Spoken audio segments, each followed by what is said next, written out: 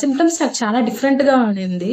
నార్మల్‌గా అందరికి వామిటింగ్స్ వస్తుంది, వీక్‌నెస్ వస్తుంది, లెగ్ పెయిన్ ఏస్తుంది. ఓవ్యులేషన్ తర్వాత ఏమైందంటే నాకు సెంటర్‌గా అబ్డామినల్ సెంటర్‌గా పొత్తి పొట్ట అంటారు కదా! అక్కడ సెంటర్‌లో ఏమైందంటే ఒక ఒక సురుకు గుచ్చుతుంది, లాగేస్తుంది. అంటే సివియర్ బ్యాక్ పెయిన్ మాత్రం వచ్చింది. నా సిట్యుయేషన్‌లో ఇప్పుడు 5 ఇయర్స్‌గా నేను ట్రై చేస్తున్నప్పుడు నాకిప్పుడు వచ్చినప్పుడు నాకు మిరాకిలే. నేను ఇంట్లో ఎవ్వరు లేరు. నేనొక్కదాన్నే సివియర్ పెయిన్ నా వల్ల కావట్లేదు. ఒక సైడ్ కళ్ళు కూడా తిరిగేలాగా ఫీల్ అయ్యింది.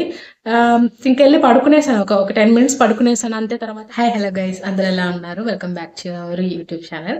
సో, ఈరోజైతే నా ప్రెగ్నెన్సీ సీరీస్‌లో సెకండ్ ఎపిసోడ్ అనమాట. సో, నాకు ప్రెగ్నెన్సీ నిలిచేటప్పుడు సింప్టమ్స్ ఎలా ఉండిందో చెప్తాను.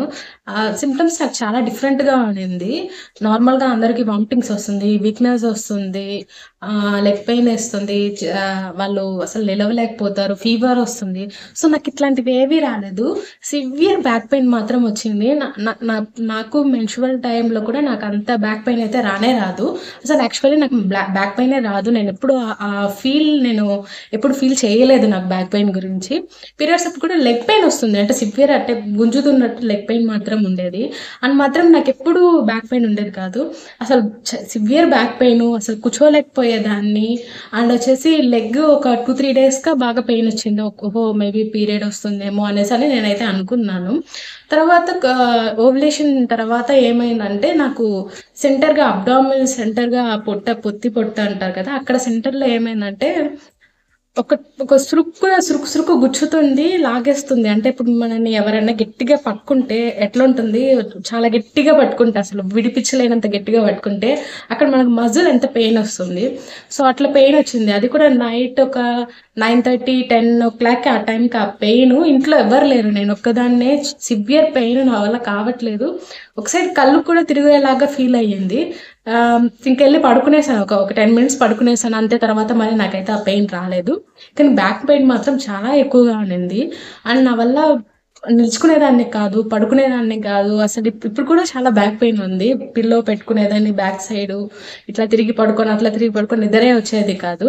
ఇదే నాకునింది సింప్టమ్ అయితే. ప్రెజెంట్‌కైతే బ్యాక్ పెయిన్ ఉంది. అండ్ వచ్చేసి కొంచెం కాలు నొప్పి అట్లుంది. వీక్‌గా ఉందంతే. అంతకు మించి ఇంకేం లేదు. ఫుడ్డు ప్రిపరేషన్ అంతా ఆయన్నే చేసేసి ఎళ్ళిపోతున్నారు. నేను కూడా రెస్ట్ తీసేసుకున్నాను. గీటీస్‌కి ఎక్కడికెళ్ళట్లేదు. ఇంట్లోనే ఉంటున్నాను. అండ్ వచ్చేసి నా డైట్ అంటే 2 అవర్స్ వన్స్ ఏదో ఒకటి తీసుకుంటున్నాను. ఇప్పుడు నేను ఫర్ సపోజ్ మార్నింగ్ టిఫిన్ చేశానంటే ఎగ్జాక్ట్‌గా 11:00కి ఏదో ఒక ఫ్రూట్ తీసుకుంటున్నాను.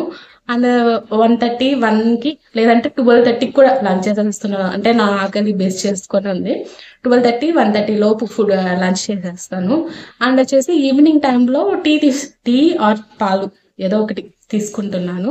అండ్ ఈవినింగ్ వచ్చేసి ఏదైనా టిఫిన్ కానీ, రైస్ ఉంటే రైస్ తింటున్నాను. అండ్ నైట్ పడుకునేటప్పుడు ఒక గ్లాస్ పాలు తాగేసి పడుకుంటున్నాను. అండ్ లంచ్‌లో గూడా ఏమంటే కూరగాయల ఐటెమ్స్ అనేది ఎక్కువగా యాడ్ చేసుకుంటున్నాను. నాన్ వెజ్ అంటే నాకు డాక్టర్ రికమెండ్ చేసిందేంటంటే నాన్ వెజ్ ఎక్కువగా తినకండి. అండ్ జర్నీస్ ఎక్కువ చేయకండి అని చెప్పారు. అండ్ వచ్చేసి కారం, పులుపు ఇవన్నీ ఫుల్‌గా తగ్గించేయమన్నారు. మా ఇంట్లో యూజువల్‌గా కడప స్టైల్ కదా! కాబట్టి కారము, పులుపు అంతా లేనిది ముద్ద దిగదు మాకు. కానీ ఇప్పుడు ప్రెజెంట్ అన్ని కొంచెం కొంచెం తగ్గిచ్చేసాము. అండ్ వచ్చేసి నాకు వీలు దొరికినప్పుడంతా ఒక 10 మినిట్స్ కాకపోయినా 5 మినిట్స్, 2 మినిట్స్ జస్ట్ లేసి అట్లా వాక్ చేస్తా ఉంటాను. ఒకే దగ్గర కూర్చొని ఉన్నాను. అండ్ మెయిన్‌గా వాటర్ 3 లీటర్స్ ఆఫ్ వాటర్ ఒక రోజుకి తీసుకుంటున్నాను. నార్మల్‌గా అయితే 2 లీటర్స్, 2 ½ లీటర్ తీసుకునేదాన్ని. ఇప్పుడైతే 3 లీటర్స్ కంపల్సరీ 3 లీటర్స్‌గా తీసుకుంటున్నాను వాటర్.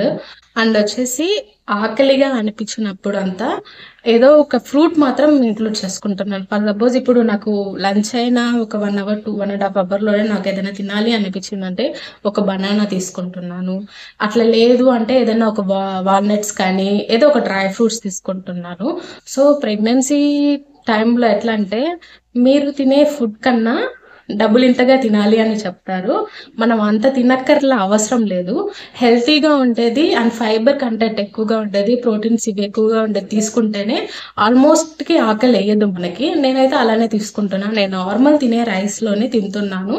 ప్లస్ ఏంటంటే నట్స్, ఫ్రూట్స్ వెజిటేబుల్స్, క్యారెట్ ఇట్లాంటివి ఎక్కువగా తీసుకుంటున్నాను కాబట్టి నాకు పెద్దగా క్రేవింగ్స్ లేదు, ఆకలి లేదు. మేబీ వస్తే సెకండ్ సెమిస్టర్లో ఏమైనా రావచ్చు. ప్రజెంట్కి అయితే నాకేం లేదు ప్రజెంట్ ఇప్పుడు. సో మనం ప్రెగ్నెన్సీ అవ్వాలంటే first life style and food routine change చేసుకుంటేనే ఆల్మోస్ట్ అయిపోతాము.